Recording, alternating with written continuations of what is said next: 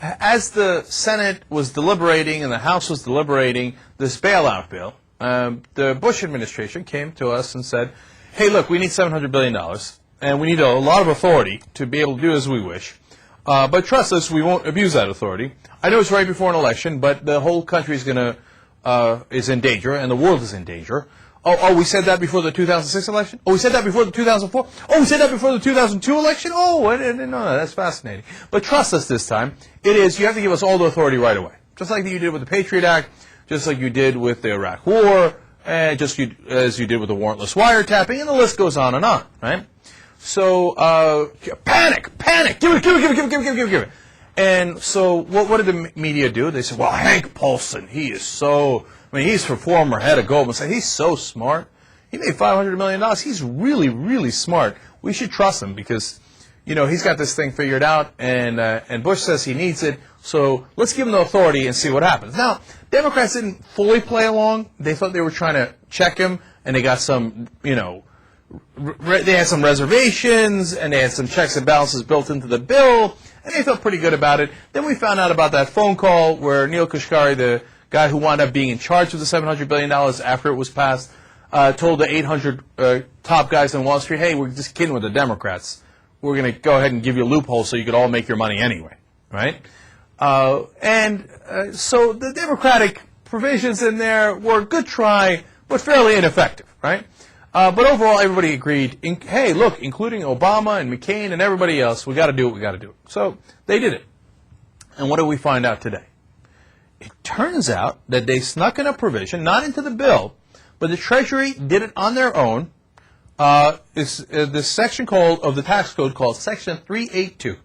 And what it did was it said, hey, corporations can't take their losses, come up with a dummy subsidiary, and say, oh, look at all those losses in that subsidiary, and hence that wipes away our profits in the main corporation, hence we don't pay any taxes. This is a scam they used to run back in the day. And that loophole got closed in 1986 when Ronald Reagan was in charge. And Democrats worked along with him, and they closed that. It was smart, right? Saved a lot of money, and it was basically cheating, right? And, of course, for 22 years, the Republicans have been trying to take it away. Even though their legend, Reagan, helped to do it, and he's the one who signed the bill.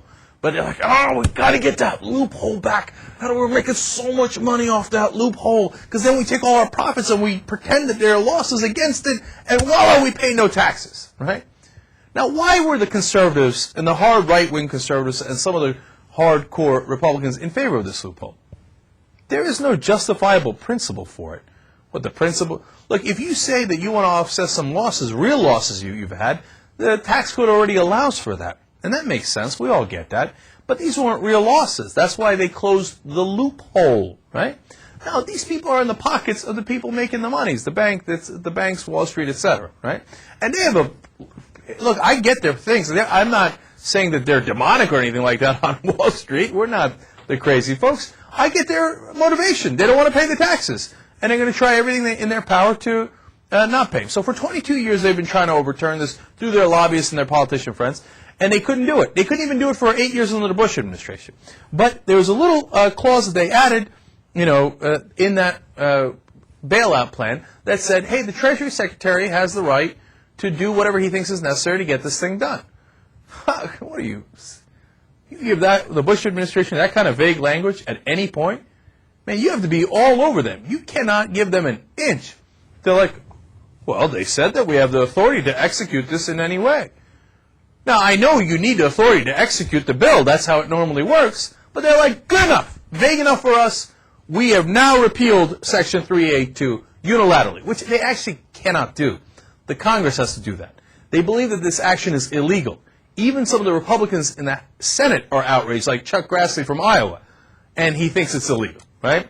Now, he's dancing around it now. He's told the Washington Post that he's very, very uncomfortable about it, but he's not absolutely certain that it's illegal yet, okay? But here's the clincher. Once they put it out there, the banks did the mergers, and they said, oh, the Wachovia merged, and then there was two other mergers that were that they mentioned in the story, and then they turned around and they said, oh, but we relied on this statement from the Treasury Secretary saying that we could write off those losses, and For one of the mergers that has a $5 billion effect. For another one, it has a $25 billion effect. Now you can't go and unchange the law on us. That would be unfair to us. And you would risk the rest of the economy, and you would risk financial turmoil. Are you going to do that? Are you going to do that? So now everybody's stuck. Grassley doesn't like it, and he's a Republican. Schumer doesn't like it. He's a Democrat. But they're deathly afraid of even talking about it in public because it might send Wall Street tumbling again and the stock market tumbling again. So how much is this going to cost us? $140 billion, according to the top tax experts in the country. And by the way, the Washington Post went and asked as many tax experts as they could find. Again, top echelon in the country. Outside of the tax attorneys that work for the banks, outside of them, every single attorney agreed that this loophole is unnecessary and possibly illegal. And half the ones that work for the banks were like, we like it. Legal? But everybody says, oh, no, you can't take it away now. We relied on it. And the thing is, there is validity to that argument. They did rely on it. They did make those business deals relying on that law.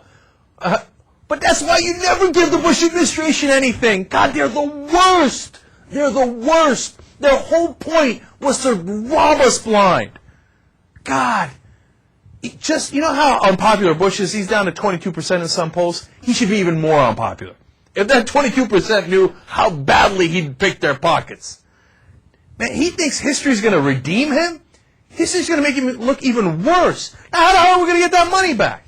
I mean, I hope Obama goes in there and says, no, from now on, we're going to close the loophole, but for the ones, maybe what you should do is that, so for the ones that relied on that deal, they're going to get it, but that's a mess, too. You got to somehow, Bush takes every opportunity to the last day he's in office to drive every bust in the government into a ditch. And then he hands it off to Obama and say, hey, good luck with it, all right? And then they say, oh, wow, you couldn't get it out of the ditch. Oh, look at this, his Iraq policy, the stock market. And then what are the Republicans doing now? As we explained earlier in the show, they're going around and saying, oh, you see, the stock market crashed because they knew Obama was going to come in. They're going to blame that on him. They're going to blame Iraq on him. They're going to blame everything on him. And then one day they'll turn around and they say, oh, $140 billion because of Obama. But we know it wasn't Obama. It's Bush. He did it. He gave it away. What is his goddamn motivation, man? He makes me so angry. Dude, how rich do you have to be? How much do you have to pay off the people that got you into power? You've already paid them off so much. Why do you need to give them another $140 billion?